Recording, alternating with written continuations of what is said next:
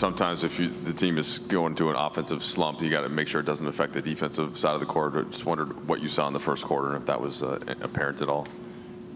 Yeah, I mean, just another slow start, second game in a row. And really during this stretch, there's been one quarter. It's been the second quarter, the third quarter. The last two games have been the first quarter.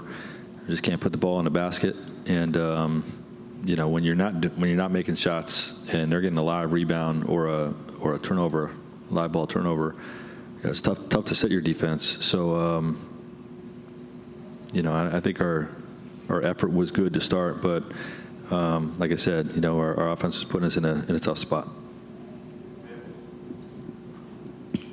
Right. It seemed like you identified the things that you needed to identify going into this one, especially based on what you told us.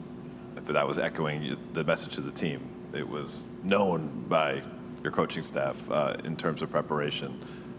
What is the missing synapse between prepping them and then executing? Yeah, well, this, I think a lot of those situations are different. Like in this case, you can show them the pressure that they play with all you want on film. It takes a little time to actually feel it and get used to it. And you want to be able to hit the ground running. But it's a unique defensive style that you're going against. And it did speed us up some. And what they want is they want to pressure, they want to speed you up, and then they want to force you into tough decisions. But I think we had a few possessions like that, but a few possessions where we moved the ball, got great looks, and missed.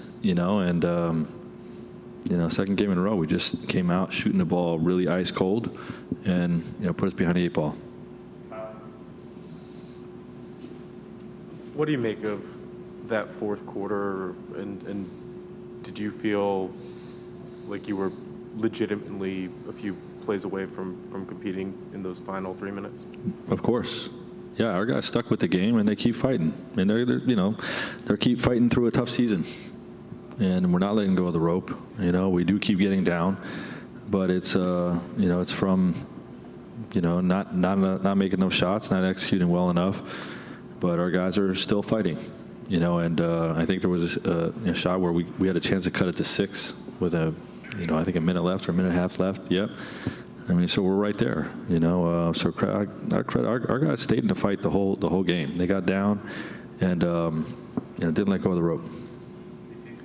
Frank, when you and your coaching staff talk about the deficits, what's the response from the players when you guys show them on the film what you guys can't do? How do they respond to that?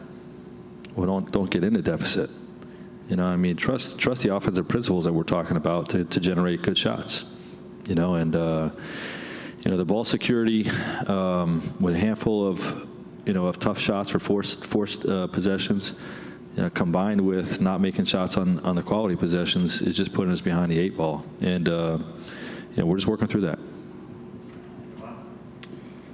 Frank, two-part question here. First, how much did you miss Dwight tonight with their just collective size and athleticism in this particular matchup? And then second, what do you think of what Wenyen gave you? Didn't shoot the ball well, but felt like he gave you some juice and some energy out there. Yeah, this is definitely a game where we could have used Dwight. We got hurt on the boards. We're just shorthanded, but we gotta push through that stuff. We've been getting more and more accustomed to playing smaller. But this team is really long, not with one dominant 7-footer, but, a lot of long wings, and just athletic guys out there. So we did miss Dwight, but I like the energy that Wenyen brings to our team.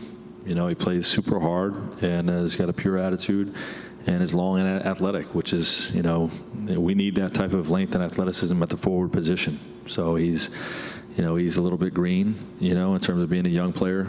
But, definitely love his energy, even though he didn't make shots tonight.